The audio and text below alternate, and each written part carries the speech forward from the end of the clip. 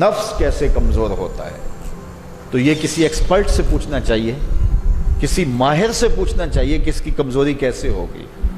ہماری بدنی امراض کے لیے یا صحت کے لیے ہم جو بدن کے ماہرین ہیں، طبی ماہرین ہیں، ان سے پوچھتے ہیں۔ اب روحانی ماہرین سے پوچھیں کہ یہ نفس بڑا تگڑا ہے، اس کو کیسے صحیح کرنا ہے۔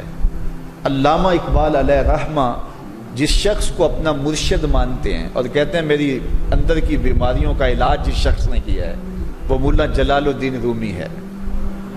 تو جلال الدین رومی ایک معالج کا پتہ دیتے ہیں۔ بعض اوقات ہمیں کوئی مسئلہ ہوتا ہے تو ہم کسی اپنے ڈاکٹر دوست سے پوچھتے ہیں کہ یار آپ کی نظر میں کون سا اچھا ڈاکٹر ہے جو ہمارے اس مرض کے لیے ہو، کہ ڈاکٹر آگے جس ڈاکٹر کا پتہ بتائے گا پھر وہ باکمال ہی ہوگا نا۔ تو عام آدمی کو ہو سکتا ہے کسی عطائی کا پتہ بتا دے، وہ کہتا ہے مجھے فلاں جگہ سے دم کروایا، مجھے اس سے دم آ گیا، تو ہم دم کروانے بھاگ جائیں گے۔ یہ ایسے ہی ہوتا ہے نا کہ لوگ وقت ضائع کر دیتے ہیں ان چکروں کے اندر اور بیماری کے منہ میں۔ وقتی طور پہ تھوڑا سا نفسیاتی طور پہ وہ ٹھنڈے ہو جاتے ہیں، جب انہیں کوئی دم شم ہو جاتا ہے تو وہ کہتے ہیں نا میں ٹھیک ہوں، لیکن بیماری اندر پھیلتی رہتی ہے، وہ ڈاکٹر کے پاس جاتے نہیں برابر، اور پھر بیماری اتنی پھیل جاتی ہے پھر علاج نہیں ہوتا۔ تو جب وہ تھوڑا سا ان کو ریلیف ملتا ہے ان کے نفسیات کی وجہ سے تو وہ شور کرنے لگ جاتے ہیں میں بڑا بہتر ہو گیا ہوں، اور عورتیں کہتی ہیں پہنا میں تو ٹھیک ہی ہو گئی ہوں۔ تو نتیجہ کیا ہوتا ہے کہ بیماریاں پھیلتی ہیں اور باقی لوگ بھی اس طرح چل پڑتے ہیں، تو یہ ایک عجیب رنگ اور عجیب ڈھنگ ہوتا ہے۔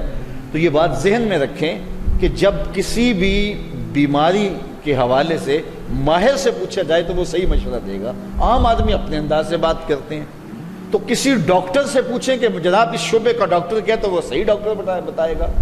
اب ماہر سے پوچھا گیا، ماہر بھی کون ہے؟ جس کو اقبال نے بھی اپنا مرشد مانا، اور اقبال نے جس کو اپنا مرشد مانا وہ مرشد ہی ہوگا نا۔ اللہ اکبر۔ تو وہ اقبال فرماتے ہیں ایک مرشد کا پتہ دیتے ہیں علامہ رومی کا، اور رومی آگے ایک مرشد کا پتہ دیتے ہیں۔ ہفت شہر عشق را عطار گشت ما ہنوز اندر خمیں یک کوچام۔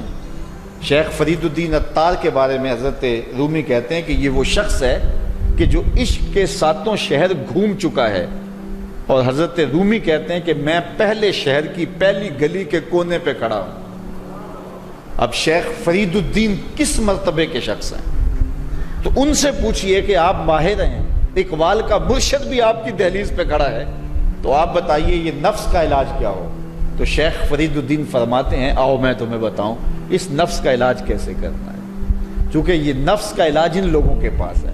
باج فقیراں کسے نہیں ماریا، باہو ظالم چور اندر داہو، یہ ان لوگوں کا ہی کام ہے کہ اس کا علاج کریں۔ تو شیخ فرید الدین فرماتے ہیں نفس نتواں کشت اللہ باسے چیز بات گوئم یادگیرش اے عزیز۔ نفس نہیں مرتا، لیکن اگر تیرے پاس 3 اسلحے موجود ہیں تو پھر اس کو قابو کرنا مشکل بھی نہیں ہے۔ وہ 3 اسلحے کون سے ہیں ذرا سن لیجئے، اور اس نیت سے سنیے کہ ہم اس ماہ صیام میں اس پر عمل کریں گے اور اپنے نفس پہ قابو پانے کی کوشش کریں گے۔ کیونکہ یہ تقریر محض تقریر نہیں ہونی چاہیے کہ میں آ کے ہر سال کوئی بات سنا جوں اور آپ ہر سال سن لیں، تو اس سے کیا فائدہ ہوگا اگر ہم عمل نہیں کریں گے۔ تو اس نیت کے ساتھ سنیں کہ یہ ایک ماہر روحانیات کے ماہر نے ہمیں یہ مشورہ دیا ہے کہ اپنے نفس کا علاج کیسے کریں۔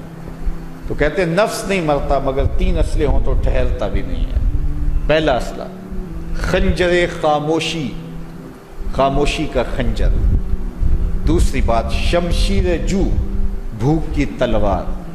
اور تیسری بات نیزائے تنہائی اور ترک ہجوم، اور ایک تنہائی کا نیزہ۔ کہتے ہیں 3 اسلحے اگر تمہارے پاس ہیں تو یہ نفس قابو میں آ جائے گا۔ خاموشی کا خنجر، بھوک کی تلوار اور تنہائی کا نیزہ۔ ایک دشمن بندھا ہوا ہے، 3 اسلحے لے کے دوسرے دشمن پہ ٹوٹ پڑو۔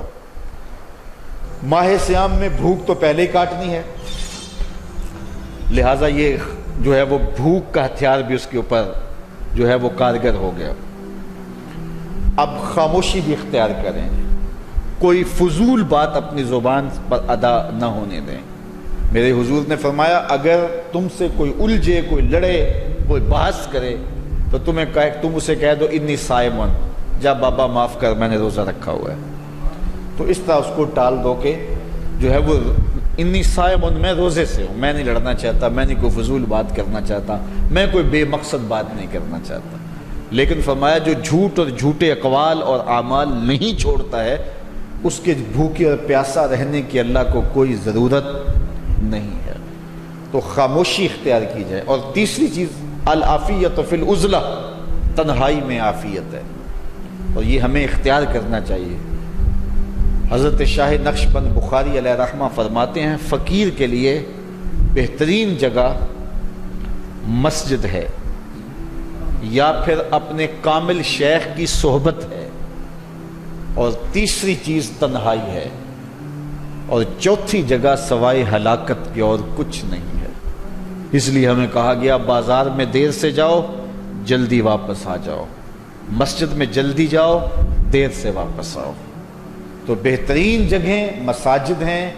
کامل پیر اگر کسی کو مل جائے، آج تو اس دور میں کامل کا تلاش کرنا بھی ایک مسئلہ ہے، لیکن جن لوگوں کے انفاس کی خوشبو سے دلوں کی تربیت ہوتی ہے وہ مفقود نہیں ہوئے، اگرچہ تھوڑے ہیں، اگر طلب سچی ہو تو مل ہی جاتے ہیں.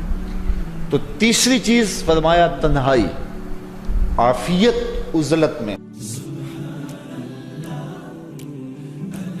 Welcome to QuranRecites.com, where there are lectures of renowned Islamic scholars, nasheed in English, Arabic and in Urdu, Quranic recitation with translation, Islamic videos and much more.